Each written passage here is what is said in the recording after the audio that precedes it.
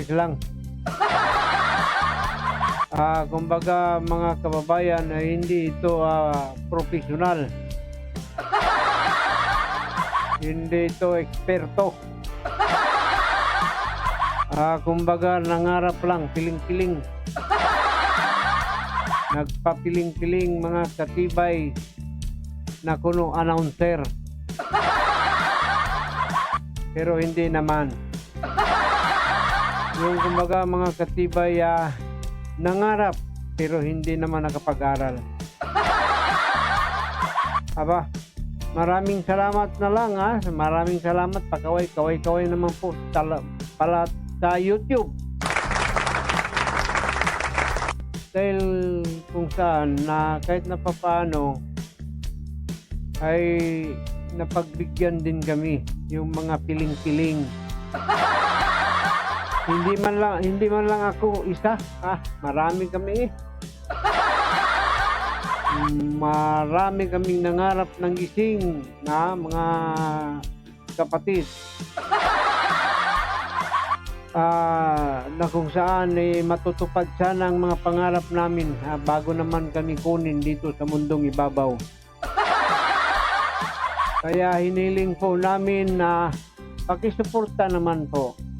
Subscribe lang po at share naman at paka bell button naman, paka post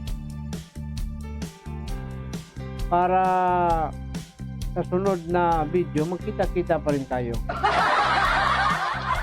Lalong-lalo na doon sa mga OFW, kahit na papaano matugunan ang inyong mga hinaing sa ito, sa maliit na programa. Kasi kapag mag-comment kayo, kahit na anong sasabihin nyo, babasahin namin yan isa-isa. Yun ang hangad namin mga katibay. Doon tayo. Kasi kami mga sa Katibay TV channel, talagang ramdam namin ng isang buhay OFW. Napakahirap po. Alam namin kung ano ang inyong dinanas bago kayo napunta dyan. At sabihin naman ng mga husband nyo dito, sabihin ng mga anak nyo, sabihin ng mga tao dito sa Pilipinas, nako, magandang buhay na kasi OFW. Yung iba kasi hindi naka-alam kung ano ang dinanas ng isang OFW. Unang-una, yung iniwan mo yung mga mahal sa buhay. Yung pagtulog mo, hindi mo na sila kasama. Pero dati kasama mo. Kung minsan mag-i-imagine ka na lang doon. At yung iba naman, parang kung makakita lang ng Pinoy diyan ay parang ay iisipin na lang nila guni-guni nandyan sila sa Pilipinas. Ganon kahirap. At meron pa, hindi lahat sinuswerte ang OFW.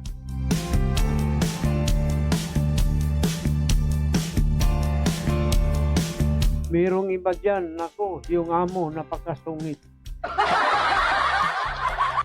Na kung saan ay kahit na anong ganda ng inyong gawa, kahit na hindi ka nagkakamali, ginawan ka ng kamalian para lang pagalitan ka. Pinukpok yung ulo, pinasok sa inidoro yung mukha. At ito pa,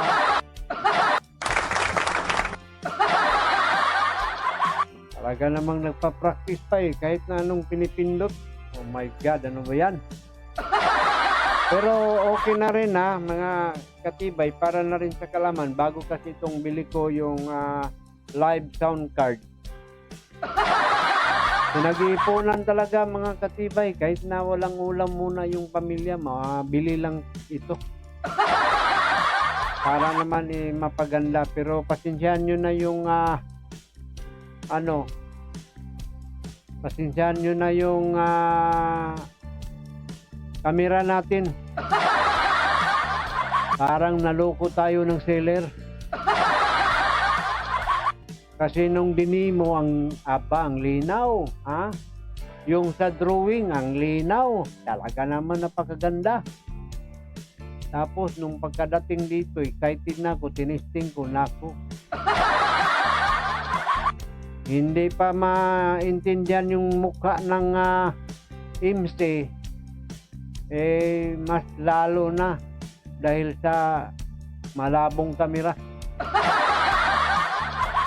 Pero di bali mga kababayan, bumili naman tayo ulit. Umorder tayo para malinaw-linaw. Makita yung ating kapugihan. Magpapatuloy tayo mga katibay. Ay itong programa na ito unang palabas. Bago pa ito mga katibay. Practice nga eh. Ika nga may kasabihan first time mo pa. Ay, sinabi ko naman, hindi siyempre. Bago pa lang, talaga. Nako po, gamit itong talaga naman, hindi pa natin memorize kung saan ang tutulpukin.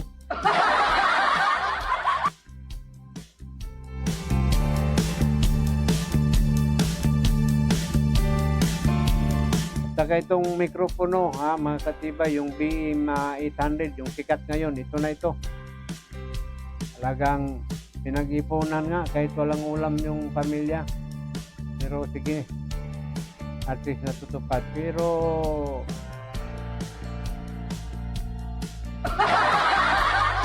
magpindot na naman eh. Tawa ng tawa. Pakaway-kaway naman sa lahat ng mga OFW dyan. Nako, mabuhay na mabuhay talaga kayo, ha? Sabi naman ng ating pinaabot naman talaga ng ating bansang Pilipinas, kayo po mga tunay na bayani, ha? Tunay na bayani ng ating bansang Pilipinas. Alam naman natin talagang maliit lang yung mga pangarap natin. Kaya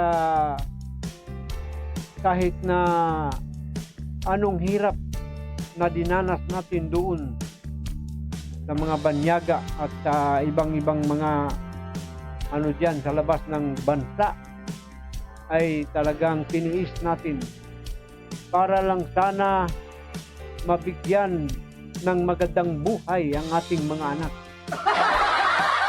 At lalo na, ay makagawa man, makagawa ng munting bahay.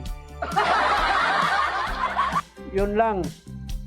Kaya para sa mga OFW, tiis-tiis lang. At saka samahan na natin ng mga panalangin dahil kahit na papaano, mangyayari ang dapat mangyayari. Matupad ang dapat matupad ng ating mga munting pangarap. Kaya tiis-tiis lang dyan. May narinig pa ko,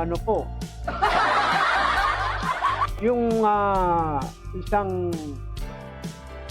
yung mga OFW natin magtatrabaho, hindi lahat sinusuwerte talaga.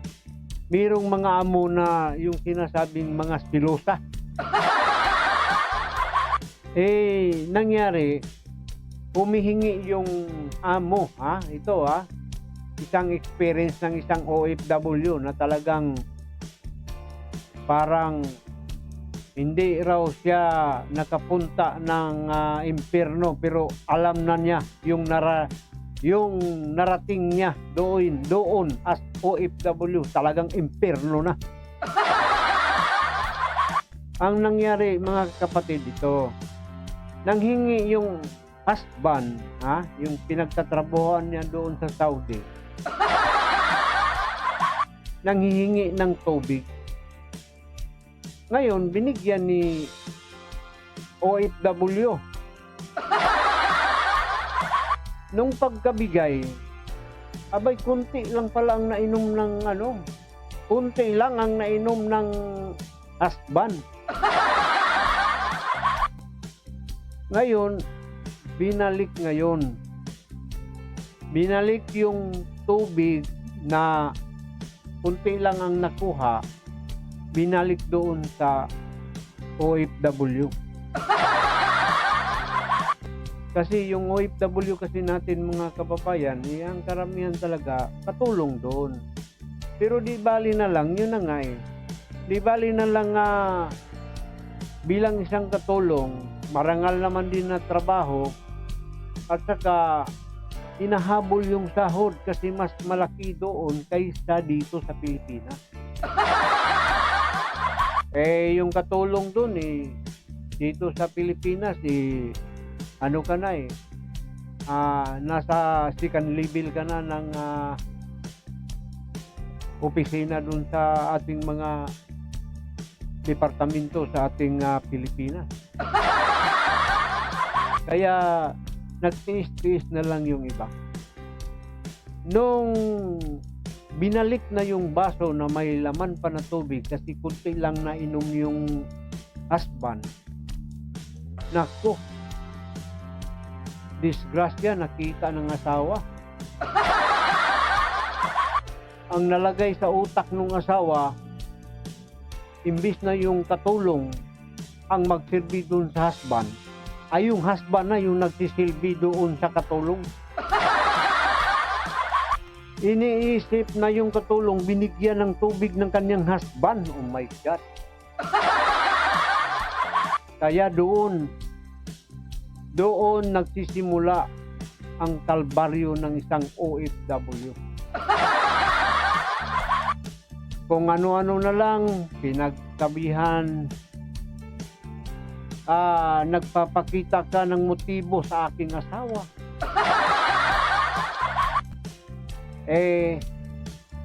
Hindi naman talaga maiwasan, magkakamali man talaga tayo. Katulad na lang yung halimbawa, mababasa yung sahig ng tubig. Sasabihin kagad ng asawang yung doon sa Saudi, ay kumpiya ng Patrol Marican, pulo Ang ibig sabihin pala nun, ang tatanga-tanga mo kung ano-ano na lang ang nasa isip mo. Siguro ang iniisip mo yung asawa ko, no? Ay naku po, talagang kawawa yung OFW. Talaga naman nagsisimula ang kalbaryo. Kasi ang gagawin ng asawa, kahit hindi naman nagkamali yung ating OFW, ginawan talaga ng kamalian para mabugbog niya, para masampal-sampal niya, para mahampas yung mukha doon sa floor. At nung marami ng pasa,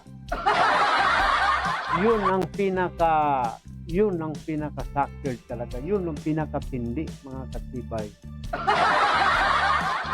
Kasi pagka darating na ang panahon na bumudlot na yung mata ng OFW at bumaga na yung ilong sa kasusuntok at tumaas yung nguso sa kapapatid, sa kabubundol doon sa bumbong. Nako, itutulak na lang yan kung saan-saan at sasabihin,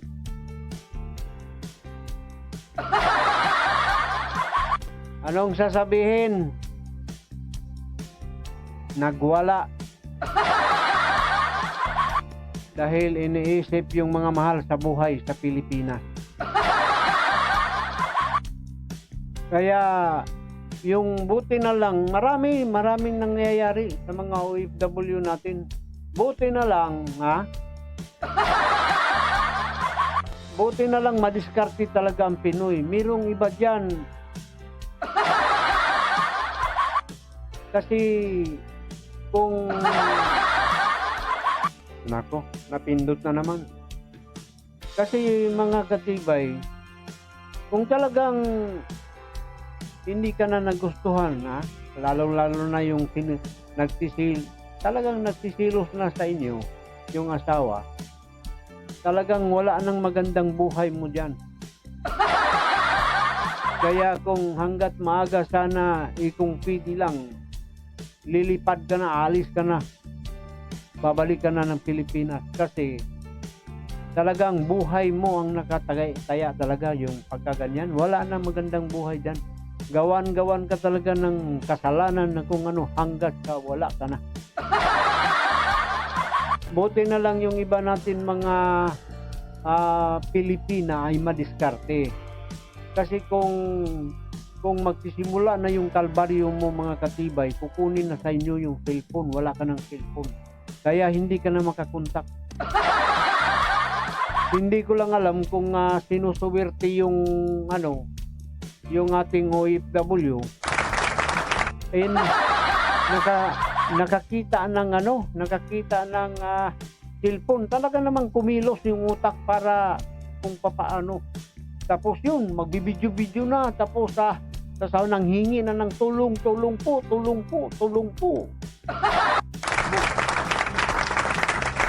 Buti nakakita ng cellphone. Nagkataon, nakikita ng ating sambayanang Pilipino dito, nakita ni Idol Rafi. Ito naman si Idol Rafi, talaga namang itong tao na ito, ay talagang mahal na mahal niya talaga yung mga OFW. Kasi ramdam din niya katulad ko. Ramdam ko din ang dinanas ng OFW doon.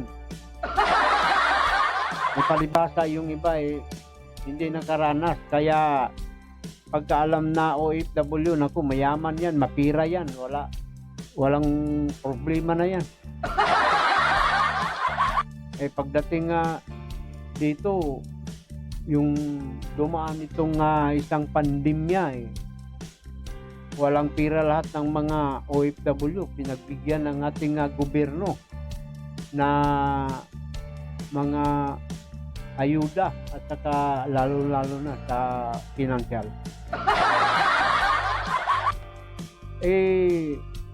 Sa madaling sabi, napakaswerte naman nung OFW kapag makita ni Idol Rafi yung mga pangyayari, ay talaga naman si Idol Rafi oras to the rescue. Tatawagan lahat kung pwede, tawagan kahit na sino diyan, senador, Bongo. Wag lang siunasan. Baka malaglag pa madisgrasya pa yung OFW. Tawagan lahat ng ahensya upang maagapan, upang ma-rescue yung ating OFW. Talaga naman maraming nangyayari na yan, na talagang na-rescue agad-agad, orada mismo. Kahit na lang si Idol Rafi, nakaupo lang doon sa Action Center. Ano ba yun? Sa Action, TV5, Action.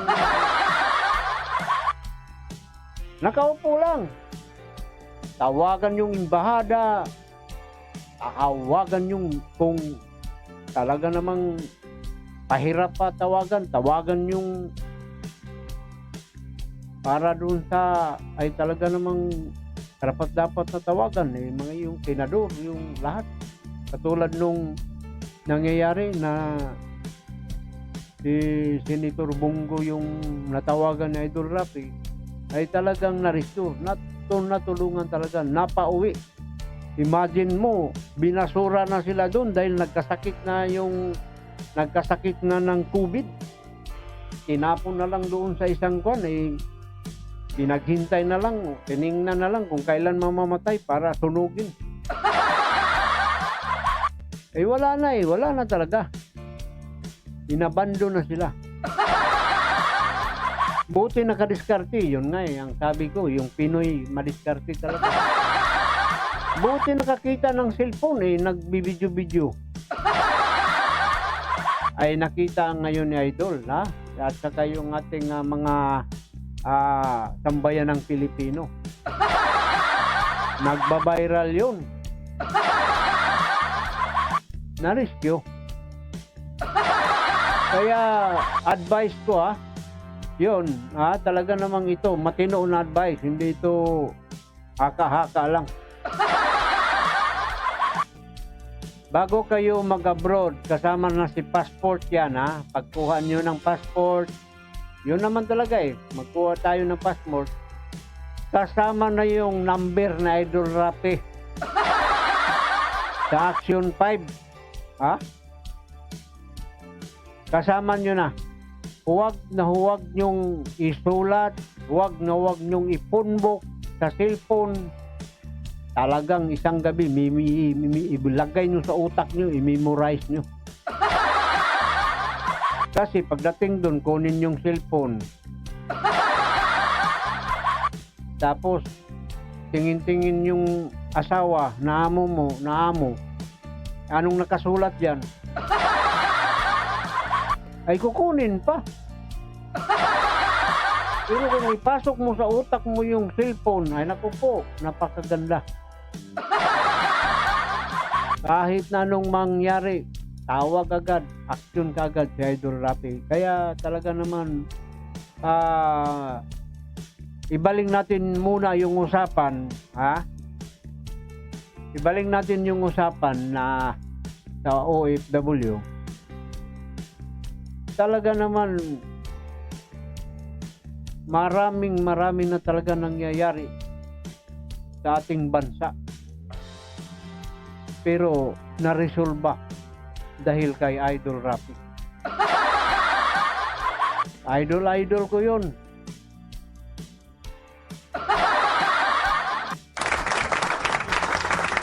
Ay pakipalakpak nga. Dati nanonood lang ako kay Idol Rapi. Pero ngayon, tinisting ko talaga itong video ko kung kaya ba. Hindi ko din alam kung saan ito mapupunta. Baka hindi ko alam kung mapunta ba ito sa ibang channel o sa YouTube. O baka mapunta lang ito sa kusina namin. Ako po. First time pa kasi. Hindi pa alam. Pero di bali, sa bandang dulo, i-guarantee ko 100%. Talagang mabihasa din tayo dito para tayo maging eksperto na rin tayo. Balikan natin doon si Idol Rapi. Napakaganda yung programa ni Idol Rapi.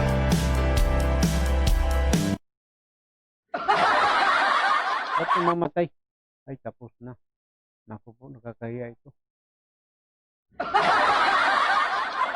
I have some things to say, so take it on the way and listen to me, to be. You have to seize my sense, release me with intent. It is not easy, please me. I have some things to say, so take it on the way and listen to me, to be. You have to seize my sense. I have some things to say, so take it on the way and listen to me, to be. You have to seize my sense, release me with intent. It is not easy, please me. Talaga naman hindi pa eksperto kung anong napindot.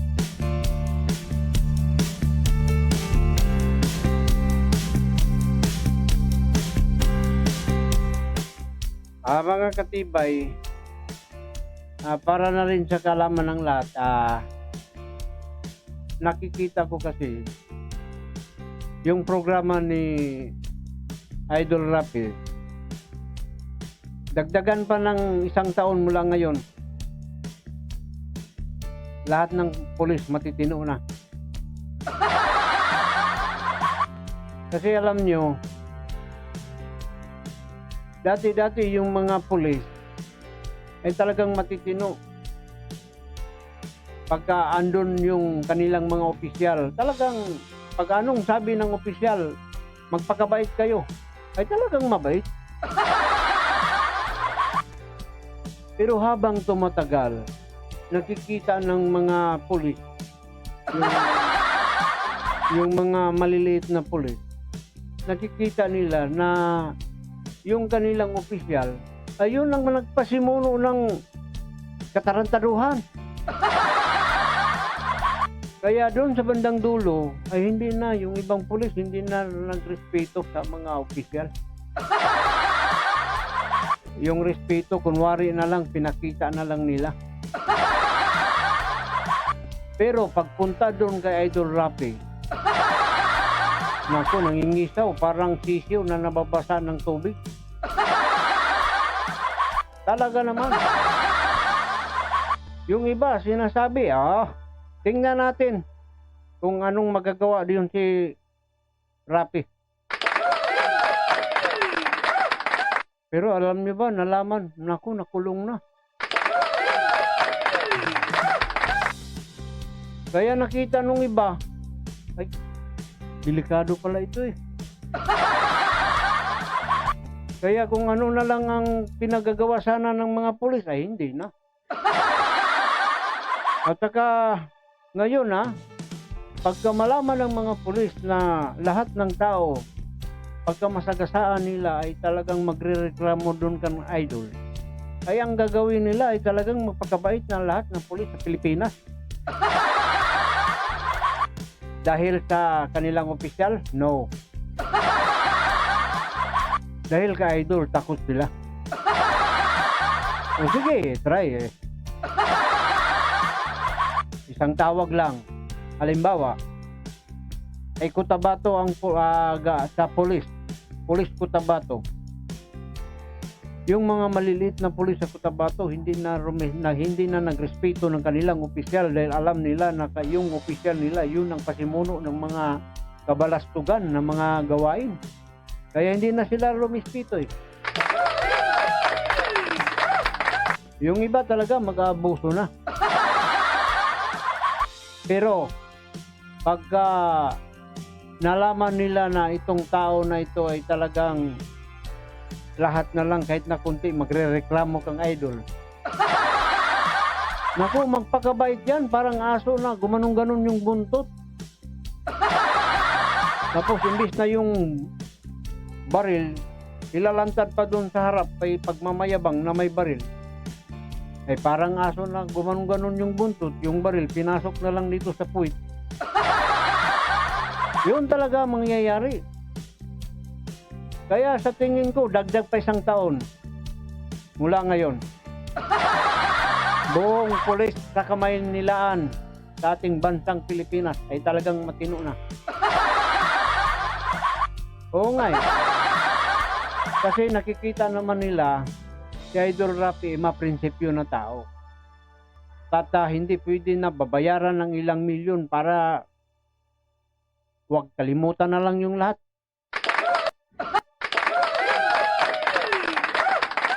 Eh, nakikita nila doon kay Idol Rafi, isaksak pa yung binabayad mo sa bunganga mo. Oo, try mo, nakilala ko yun eh, nakilala ko talaga. Katagal-tagal na tumingin ko dyan kay Idol Rafi, kaya nga nakaisip ako, bibili na lang ako ng mikropono doon sa Lazada. Kasi dahil sa kanyang mga gawain, ay yung isang katulad ko pobre, ay talagang mangarap ka din na baka matulad ko.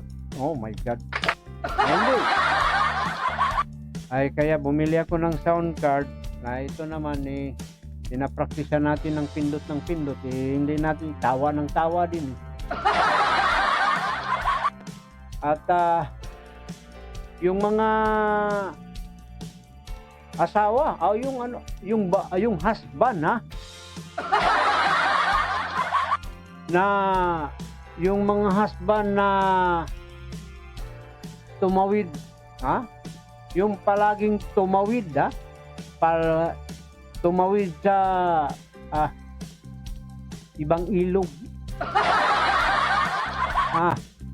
Bantay kayo dyan, tingin-tingin kayo dun sa programa ni Idol Rafi. Baka kung pagkatingin mo ang nakita mo number 15 na tumawid ng ilog, baka 16 ka. Ay talaga naman, Kasi alam ni Idol Rapi yung batas kung ano ang karapat dapat sa mga dyan. Lalo na yung kasal kayo. Ay talaga namang dali kayo sige, sabihin nyo sinungaling ako. Sige nga, try. Ako pa magpapamasahe sa inyo dun sa Maynila. Tapos ibalik nyo pag hindi kayo makulong. Naku po. Kaya napakaganda talaga.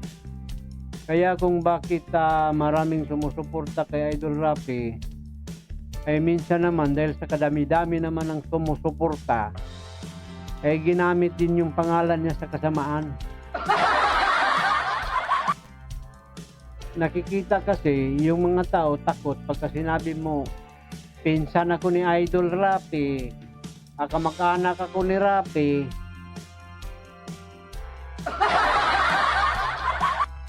Alas 60 pirang habol scam pala.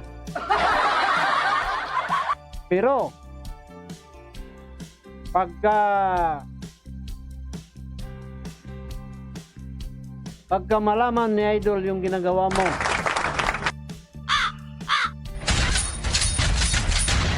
naku, ano pala yun? Baril? Hindi. Walang baril si Idol. Batas, tawagan si attorney, tawagan si Attorney Garrett, sabihin pa naman ni Idol, tawagin natin si Attorney Garrett. Ayun pa naman nalaman ko pala husband pala yun ng anak na ni Idol ngayon. Kaya nung kinasal sila, nag-comment ako doon kay ma'am, yung anak ni Idol. Baka naman ipatulpo mo yan, ma'am, Baka sa sukdulan paano? Pag ipatulpo yan ni ma'am yung husband niya sabihin naman ni ni Idol Rapi, tawagan natin si Attorney Garrett. Idol lang hindi natin babain yung kay Idol Rapi kasi yung nakasulat kasi dito kukumustahin lang natin yung ating OFW. Pero tapos na tayo ng nakumusta na natin lahat yun. Hindi ko nga alam kung napunta ito sa ibang bansa itong ating programa o lumalabas ba ito sa YouTube. Baka hindi. Kasi hindi ko pa alam yung setting. Bago pa lang kasi kung kailan tayo tumanda. Saka pa tayo nangarap ng ganito. Oh my God, ano ba yan? Ganito na rin mga kababayan. Ay kung kumusta naman lang, hindi kumusta na rin lahat, Tapos kung kinukumusta ko kayo lahat, naku po, paki-subscribe naman po. Please lang po. Kasi kahit na papaano mga katibay, pagka makakita ko kahit na isang nag-subscribe lang, naku, 2 gabi ngiti ako ng ngiti.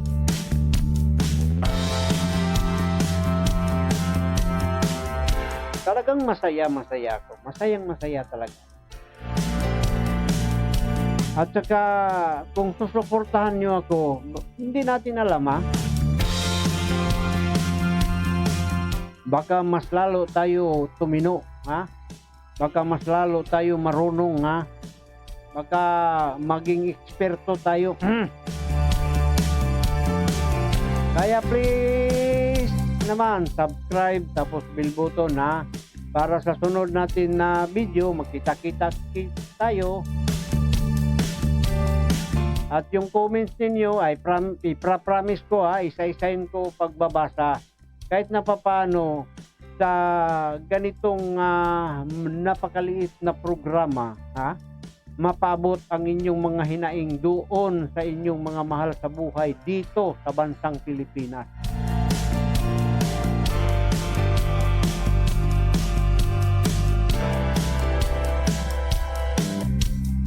Kaya lahat ng mga OFW dyan, ingat po kayo dyan, Kami po'y mag-iiwan ng pakaway-kaway.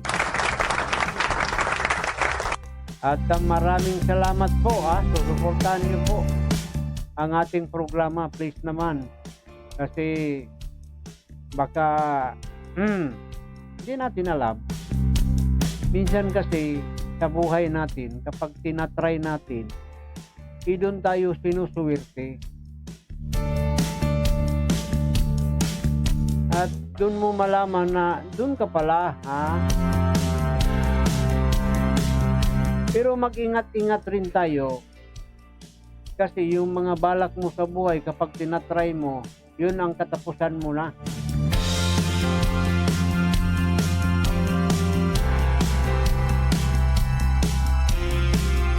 Kaya ako, ingat-ingat lang po, pero talaga namang pero iwan ko, parang hindi pa yata ito lumantad sa YouTube. Baka sa computer ko lang ito natira. Baka nasib lang ito sa computer Pero di bali, ang pagsisimula ay ganun taraere.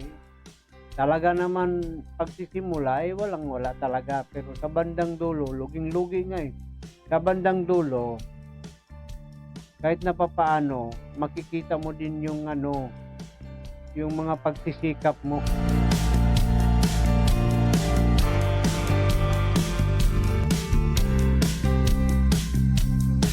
Kaya para sa lahat ng sambayanang Pilipino, magandang